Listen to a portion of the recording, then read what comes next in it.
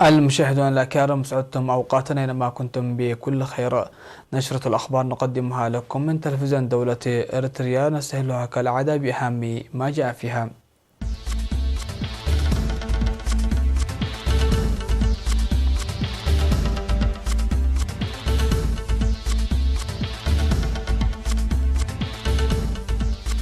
إرساء مباني ومعدات جديدة لمدرسة وينا الفنية.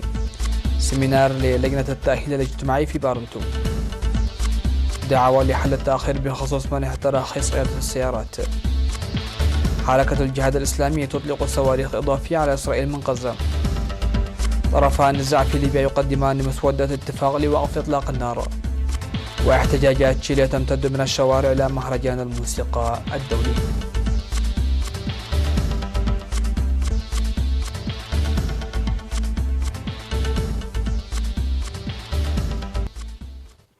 أهلا بكم إلى تفاصيل النشرة. تشهد مدرسة وينا الفنية الكائنة في مدينة نعفة تطورا ملموسا أكاديميا وفنيا لحل نقص المباني تدريجيا وتركيب المعدات الحديثة فيها.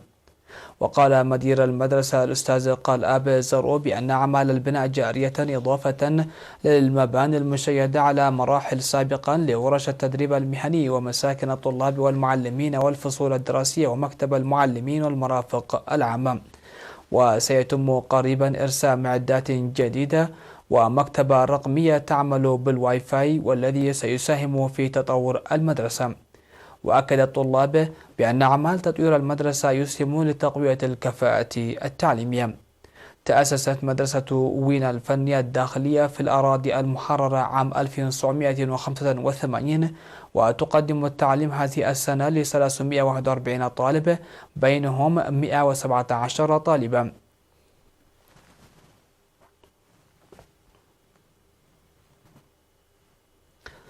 نظم سيمينار تنويري يوم 24 من فبراير في مديرية بارنتو للجنة التأهيل الاجتماعي المكونة على مستوى الضاحية لتوضيح الأساليب المتبعة لتحسين معيشة المعاقين والمسنين والمحتاجين. وأوضح مسؤول الرعاية الاجتماعية في مكتب وزارة العمل والرعاية الاجتماعية بإقليم القاش بركة سيد تسفى جبريل جبر السلاسي وجود الكثير من المعاقين والمسنين والمحتاجين في الإقليم نظرا لسعته وكثافة سكانه. وقد تم إقامة لجان التأهيل الاجتماعي على مستوى الضاحية والقرية لتقديم الرعاية اللازمة لهم والعمل بمنح الأولوية لحصولهم على المساعدة في مواقع إقامتهم وتمهيد الأرضية لاعتمادهم على الذات بالعمل. شارك في السيمينار أعضاء لجان التأهيل الاجتماعي والتنموي في مديرية بارنت وضواحيها وضواحي إشاتي وداسي وكونا وعناغولو وغودي وكركشا وملمو وساسونا وسيسيما وأمتا. وذكر السيمينار بأن البرنامج المتبع التأهيل المجتمعي للمعاقين قد تم إعادة تطبيقه وهيكلته لتشغل الرعاية المسنين الذين ليس لهم راع والمحتاجين الآخرين بالنزول لمستوى القرية. وأوضح المشاركون بأن التوضيح المقدم عزز من معرفتهم وساعد للحصول على تعليمات ومراجع واضحة للمبادرات التي يجب اتخاذها. وقال السيد جبريل جبر السلاسي في ختام السيمينار إن الهدف من البرنامج إحداث تغيير إيجابي في التفكير والمفاهيم لدى المعاقين والذين يعانون من مختلف المصاعب وتحسين معيشتهم بإيجاد فرص العمل لهم، داعيا اللجان للتعرف على مناحي الدعم.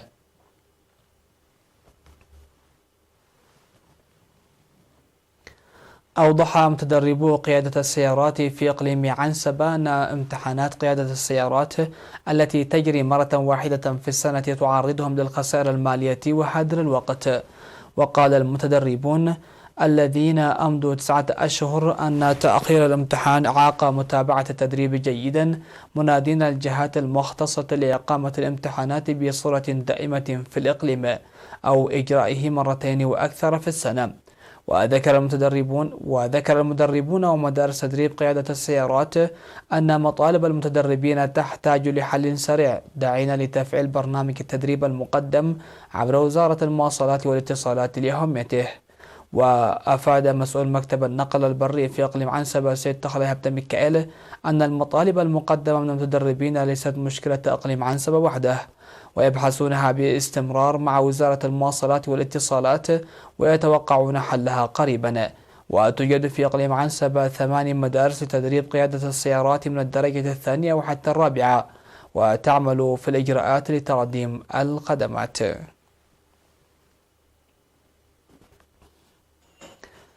عقدت إدارة بلدة مايدما اجتماع بحث تطور المدينة والخدمات الإدارية المقدمة.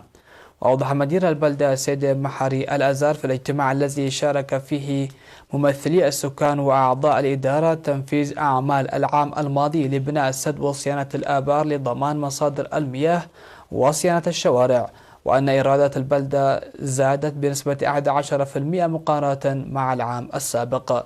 وذكر بأن مقاطعة التعليم نتيجة الإهمال والزواج يؤثر سلبا على العملية التعليمية، داعيا أولياء الأمور تعزيز مشاركتهم الوعية وناشد توسع الخدمات الصحية تماشيا مع الارتفاع السكاني. وطالب الاجتماع بناء السوق حديث للمواشي وتوزيع قطع الأراضي السكنية ومراقبة الأسعار المرتفعة لمياه شاحنات الصهاريج ووضع حد لبناء المنازل خارج الخطة السكنية.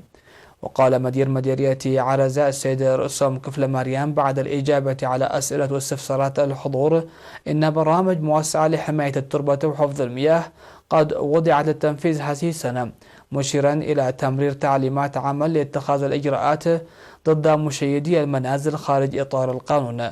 وتبعد مايدما التي يقطنها أكثر من 15,000 نسمة مسافة حوالي 61 كيلومتر إلى الجنوب الغربي من مدينة مندفرة.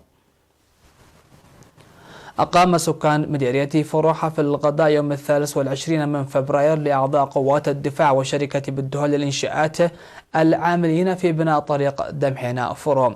وأوضح مدير مديرية فرو السيد عثمان عرفة في الحفل الذي شارك فيه حكام إقليمي شمال البحر الأحمر والجنوبي وقادة الجيش ومسؤولون آخرون أن الهدف من البرنامج قضاء اليوم مع أعضاء قوات الدفاع وشركة بالدهول لتشجيعهم وتعزيز معنوياتهم وتقديم الشكر لهم. وأشار السكان إلى سعادتهم لتمضية يومهم مع قوات التنمية، وسيعملون حسب إمكاناتهم لإنجاح بناء الطريق المساعد لإرساء الخدمات الاجتماعية وتجميع القرى وتحسين حياة المواطن. شهد الحفل مناشط ثقافية وفنية وقدمت الهدايا للمساهمين في برامج التنمية الجارية. مشاهدينا فاصل قصير ومن ثم وافيكم بالأنباء العالمية، فابقوا معنا. أهلا بكم والأنباء العالمية. أطلقت حركة الجهاد الإسلامي 6 صواريخ إضافية على الأقل على إسرائيل من قطاع غزة بعد الضربات الليلية التي شنها الجيش الإسرائيلي على مواقع لها في غزة وسوريا، كما أفادت مصادر متطابقة. وقال الجيش الإسرائيلي في رسالة مقتضبة لوسائل الإعلام: تم إطلاق 6 صواريخ من غزة على الأراضي الإسرائيلية. واعترض نظام القبة الحديدية المضاد للصواريخ 5 منها، فيما أعلنت حركة الجهاد الإسلامي في الوقت نفسه أنها أطلقت صواريخ.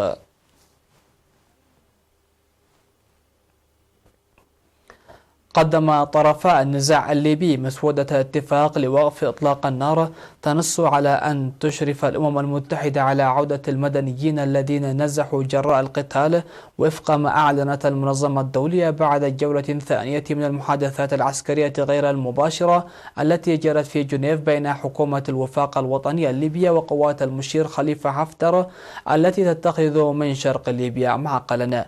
وأفادت بعثة الأمم المتحدة للدعم في ليبيا أنها ستسهل عملية وقف إطلاق النار إلى جانب لجنة عسكرية تضم أعضاء من الطرفين. وأكدت أن الطرفين أعدا مسودة اتفاق لوقف إطلاق النار لتسهيل عودة المدنيين الآمنة إلى مناطقهم مع تطبيق آلية مراقبة مشتركة.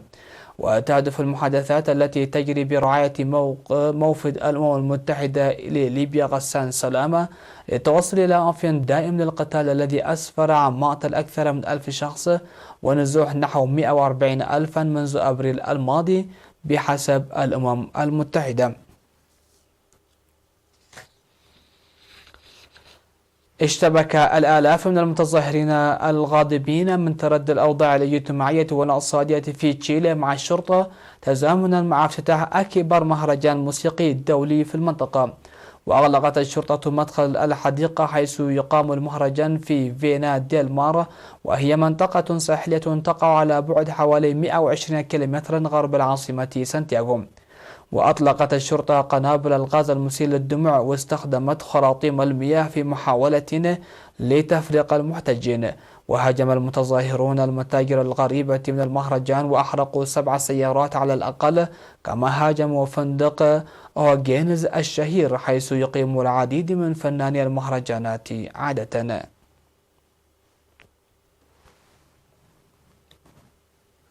اجتاحت عاصفة رملية ضخمة قادمة من الصحراء الكبرى من إفريقيا جزر الكناري الإسبانية، وأسفرت عن تعليق جميع الرحلات الجوية من وإلى الجزر. وأعلنت الشركة المسؤولة عن إدارة المطارات الإسبانية آينا عن إلغائها جميع الرحلات الجوية أو تعليقها وتبديل تاريخها في اليومين الماضيين.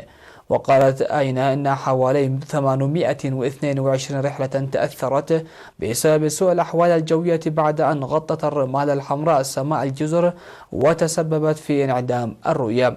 هذا وأعلنت الحكومة حالة التأهب وطالبت المواطنين بالبقاء في بيوتهم وتجنب السفر، ودعت من يعانون من الاختناقات التنفسية بالذهاب إلى المراكز الصحية لتلقي العلاج المناسب. وقالت هيئة الإرصاد الجوية الوطنية الإسبانية أن العاصفة التي تضرب الجزر تبلغ سرعتها 120 كيلومتر في الساعة. مشاهدينا، هكذا نكون قد وصلنا وإياكم إلى نهاية نشرتنا لهذه الفترة المسائية. شكرا لحسن المتابعة، إلى اللقاء.